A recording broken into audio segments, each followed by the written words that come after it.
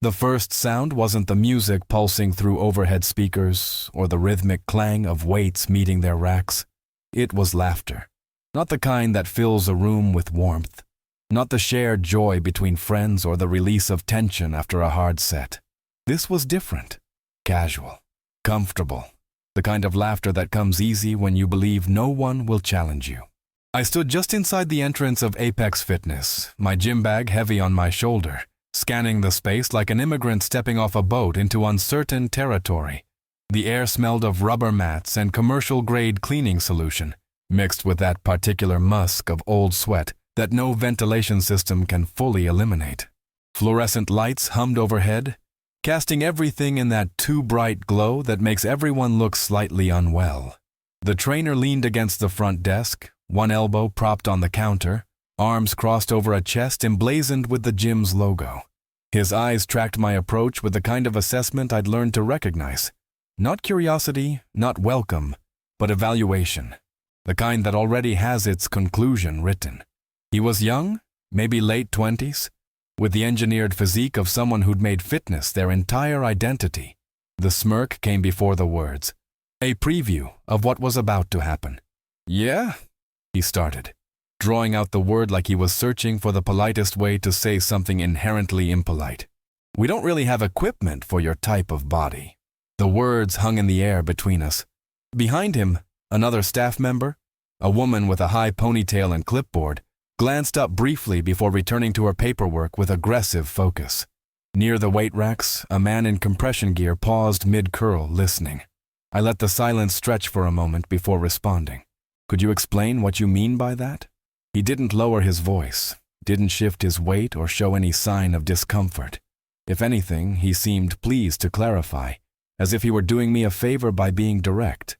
You know, another pause, another assessment. "For someone like you, it's just not safe. We have liability concerns. The equipment is designed for, standard builds. I wouldn't want you to get hurt." The concern in his voice was performance art. Behind it was something else entirely.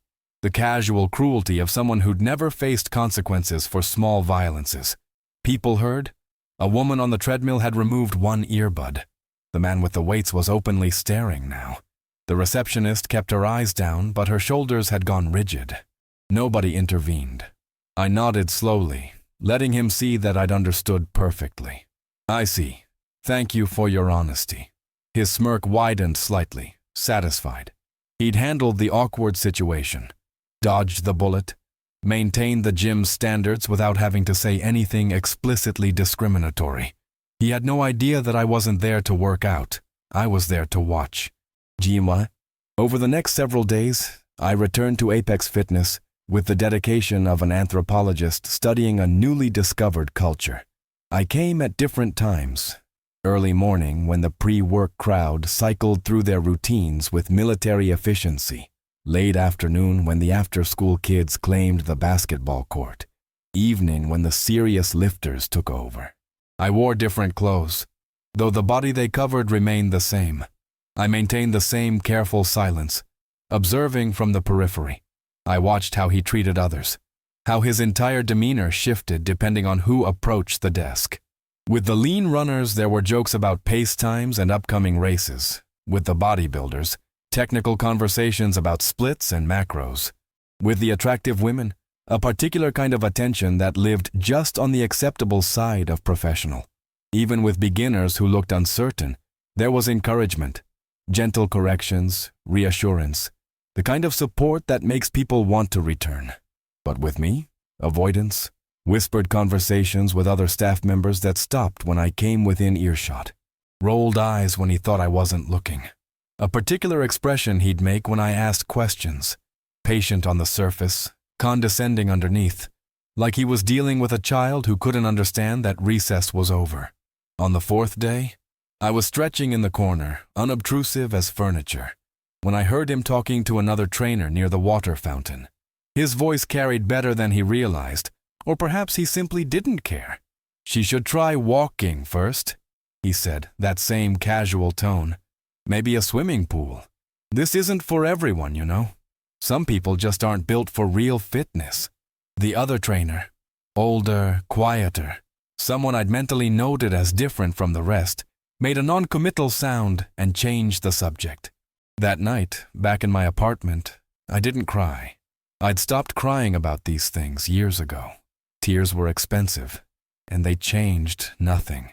Instead, I opened my laptop and reviewed the reports I'd been collecting for the past 6 weeks. Complaints that had been ignored, emails sent to the general inquiry address that vanished into the void, members who'd quietly canceled their memberships and never returned, their brief exit surveys mentioning uncomfortable environment or not welcoming to all body types before disappearing into whatever digital filing system the previous owner had used to make problems invisible. I cross-referenced the trainer's name, Marcus Chen, with the dates and times of specific complaints. Found his signature on 3 written warnings that had somehow never made it into his personnel file. Discovered that the fitness consultant of the month photo currently hanging in the lobby featured him from 2 months ago. This wasn't a mistake. It wasn't ignorance or one bad day or a misunderstanding. It was a system, a culture, a set of unspoken rules about who belonged in spaces like this and who should politely remove themselves. And systems don't change with arguments. They don't shift because someone makes an impassioned speech or writes a strongly worded review. They change with decisions, with structural interventions, with power applied strategically rather than emotionally. I opened a new document and began typing. The staff meeting was called, with 48 hours notice, marked mandatory, in the calendar invite that went out to all Apex Fitness employees. The conference room above the main gym floor was cramped, designed for a much smaller staff than currently filled it. Trainers, desk staff, maintenance workers, and the assistant manager all crowded around a table meant for 8.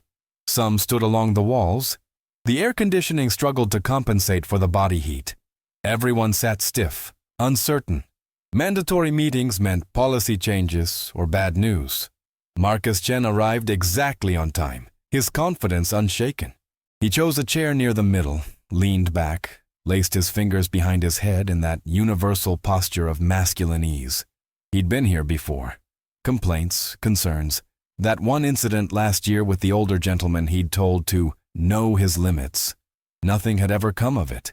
The assistant manager, a nervous man named Robert, who'd been with Apex for 6 years and seemed to age 5 with every complaint he had to file away, stood at the head of the table shuffling papers.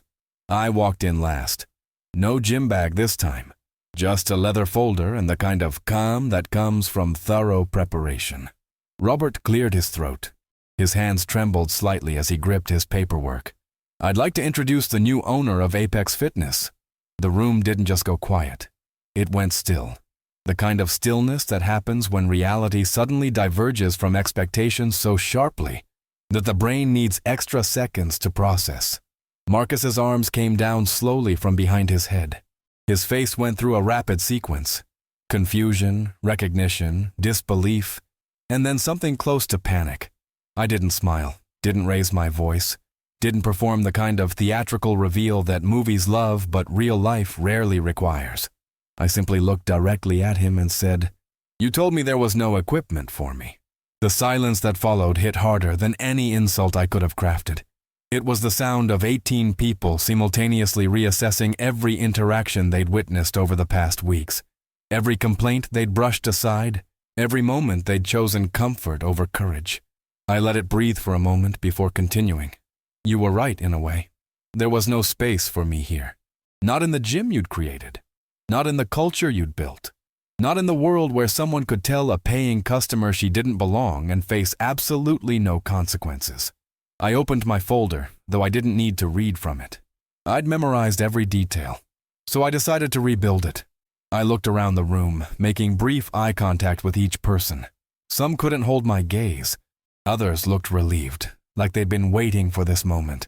The HR consultant to my right is Janice Morrison. She's been reviewing the past 3 years of complaints, incident reports, and exit interviews. Janice was a woman in her 50s with steel gray hair and the kind of professional demeanor that made it clear she'd seen every workplace dysfunction imaginable and was impressed by none of them. She opened her own folder and began reading in a voice that could have been describing a grocery list. November 2022. Complaint filed regarding trainer making comments about member's body type. Response: verbal warning, no documentation. March 2023. Member reported feeling shamed during initial consultation. Response: apology offered, no follow-up. July 2023. Written complaint about trainer suggesting member was too fat for CrossFit. She looked up briefly. That's a direct quote. Response: 3-day suspension, later reduced to 1 day. Marcus had gone pale. Others in the room shifted uncomfortably. Janice continued. September 2023. Member cancelled after being told certain equipment was not designed for heavier users. October 2023. Complaint about trainer laughing at member's exercise form. December 2023. She went through 14 separate incidents. 14. Each one documented, dated, signed, or submitted electronically. Each one had a name attached. Sometimes Marcus's, sometimes others in the room, but his appeared most frequently. And each one had a response that ranged from inadequate to non-existent. When Janice finished, I spoke again. These aren't just failed customer service moments. This is a pattern. A culture where certain bodies are welcomed and others are tolerated at best, humiliated at worst. Where staff members learned that they could treat people as lesser than and face no real accountability. Marcus finally found his voice. I was just trying to prevent injuries. We have liability. You have liability now, I interrupted. Not harshly, but firmly. The kind that comes from systematic discrimination and hostile environment creation. The kind that lawyers love. I pulled out another document. This is the ADA compliance report. Turns out, we don't have equipment for your body. Isn't just cruel, it's potentially illegal, depending on the circumstances. This is the insurance review showing that our coverage never specified weight limits on equipment. And this, I held up a final sheet. This is your personnel file, which somehow contains 3 written warnings that were never actually filed. Someone, and we'll be determining who, has been protecting you. Robert, the assistant manager, looked like he wanted to sink through the floor. You're not being fired today, I said, looking at Marcus directly. That would be too simple. Instead, you're being placed on unpaid suspension pending a full investigation. When that investigation concludes, you'll have the opportunity to resign or contest the findings. Given the documentation we have, I'd recommend the former. I turned to address the entire room. For everyone else, here's what's changing. Effective immediately, Apex Fitness will implement mandatory inclusion training for all staff. We'll be installing equipment that accommodates a wider range of bodies. Actually accommodates them, not just claims to. We're revising all promotional materials, staff handbook language, and member agreements to explicitly state our commitment to being a space for all bodies and all fitness levels. And we're creating a real reporting system with real oversight. I paused, letting it sink in. Some of you will welcome these changes. Some of you will find them uncomfortable. Some of you will decide this isn't the gym for you anymore. That's fine. But if you stay knowing that the culture that allowed this to happen for years is over. No one spoke. The only sound was the distant thump of bass from the gym floor below and someone's nervous breathing. We're done here, I said. Robert will follow up with individual meetings. HR will be available for questions. And to be clear, retaliation of any kind will result in immediate termination. People filed out slowly, carefully, like they were leaving a funeral. Marcus stood last. His earlier confidence completely evaporated. He looked at me once, opened his mouth as if to say something, then thought better of it and left. Janice began packing her materials. That went well, she said dryly. Did it? You didn't scream. No one cried. The target of the investigation didn't storm out threatening lawsuits. She snapped her briefcase closed. In my world, that's a win. I sat down in one of the vacated chairs, suddenly exhausted. I keep thinking about all the people who left, who didn't complain, just disappeared. You can't save people retroactively, Janice said. Not unkindly, but matter-of-factly. You can only change what happens next. The gym didn't get quieter after that day. It got better. The changes rolled out over the following weeks with the kind of systematic thoroughness I'd built my career on. New trainers were hired, recruited specifically from programs that emphasized inclusive fitness. The mandatory training sessions were uncomfortable, intentionally so. People were forced to confront their biases, their assumptions, the small cruelties they'd normalized. Some staff members left. 3 trainers and 2 desk workers submitted resignations within the first month. I accepted them without trying to convince anyone to stay. This wasn't about perfect redemption arcs. It was about building something sustainable. The equipment upgrades were extensive. Benches rated for higher weight capacities, adjustable machines with wider ranges, cardio equipment with reinforced frames. But more than that, visible signage stating maximum capacities without shame. Training protocols that started with, "What are your goals?" instead of, "What's your weight?" The promotional materials changed, too. The before and after photos came down. The posters of impossible bodies were replaced with diverse images of real people doing real exercise. The language shifted from transform your body to strengthen yourself. Members noticed. Some of the old guard complained that the gym was going soft or losing its edge. They were politely told that fitness and exclusion weren't the same thing. But new members came, people who'd driven past Apex for years without considering it. People who'd had gym memberships elsewhere that they never used because they felt watched, judged, unwelcome. People who'd given up on fitness entirely because every space felt hostile. Revenue actually increased.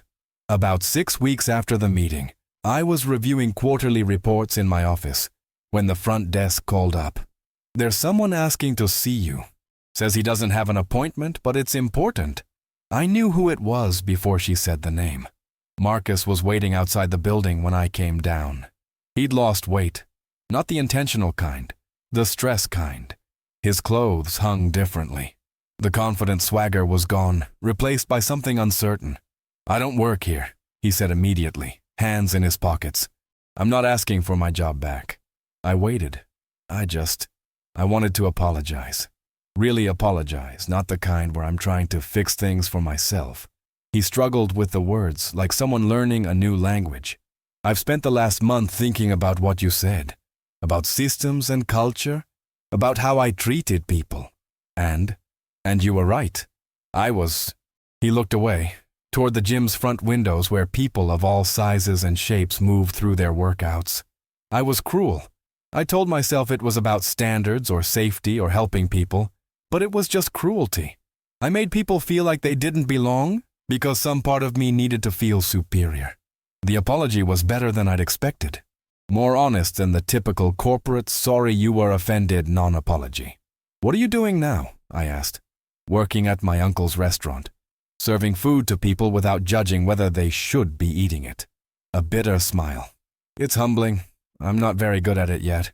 Turns out actually serving people is different from performing service." A group of teenagers walked past us into the gym, laughing about something on one of their phones. One was heavy-set, wearing a shirt that said, "Strong like bull." Not hiding, not apologizing for taking up space. "I'm glad you came," I said finally. "But I need you to understand something." Marcus looked at me directly for the first time in the conversation. "This place was never about punishing you. It wasn't about revenge or making you suffer. It was about proving I belonged here before people like you decided who does." I gestured toward the gym. "All of this, the changes, the policies, the new culture, none of it is about you. It's about the next person who walks in and deserves to be treated with basic dignity." He nodded slowly. "I know. I just needed you to know. I finally understand that." "Good." I paused. "The training program you're required to complete as part of your separation agreement. Have you started it?" "Yeah.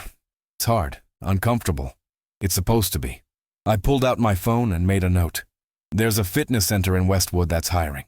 They're specifically looking for trainers who've done serious inclusion work. I know the owner. If you complete your training program, actually complete it, and demonstrate you've internalized it, I'll give you a reference." His eyes widened. "You do that?" "I do that for someone who's done the work. Not for who you were, but for who you might become." I met his gaze. People can change. Systems can change. But neither happens without effort, discomfort, and accountability. Thank you, he said quietly. I turned to walk back inside, then paused. Marcus, that person you told to try walking instead of working out? She's now one of our most dedicated members, comes 4 times a week, just deadlifted her body weight. When she told me about that achievement, do you know what she said? He shook his head. She said, I'm glad I found a place that let me become this. I pulled open the door. That's what this is about. Letting people become what they're capable of instead of deciding for them what they're not. I walked back inside, leaving him standing on the sidewalk with his thoughts. No, the space did finally fit me. Not because I'd forced myself into it through sheer determination. Not because I'd proven I was exceptional enough to deserve entry, but because I'd rebuilt it from the foundation up to be a place where fitting wasn't something you had to earn. Every time I walked through Apex Fitness now, I saw the changes in ways large and small. The way staff greeted members, all members, with genuine warmth. The conversations happening between trainers and clients about goals instead of limitations. The teenager who used to hide in the back corner now confidently using the squat rack. The elderly man who'd been told he was too old for strength training now working with a specialized trainer on balance and bone density. But more than any individual moment, it was the aggregate feeling. The atmosphere had shifted from one of judgment and hierarchy to one of possibility and support. People still worked hard. Standards of form and safety remained. But the cruelty was gone, extracted like poison from a wound. I didn't work out at Apex often. Running a gym and using it regularly were different time commitments. But when I did, I moved through the space as both owner and member, observing how the culture we'd built held up under daily pressure. One evening, I was on the rowing machine when I noticed a new member, a woman about my age, visibly nervous, clutching her gym bag like a shield. She approached the front desk where our new head trainer, Keisha, greeted her with a warm smile. First time? Keisha asked. The woman nodded. I've tried gyms before, it didn't work out. Well, you're here now and we're glad to have you, Keisha said simply. Let me show you around and we'll talk about what you're looking for. No pressure, no judgment, just support. I watched the woman's shoulders drop slightly, tension releasing. She still looked uncertain, but she followed Keisha into the gym proper. Not because she needed to prove anything, but because finally, the space fit her too.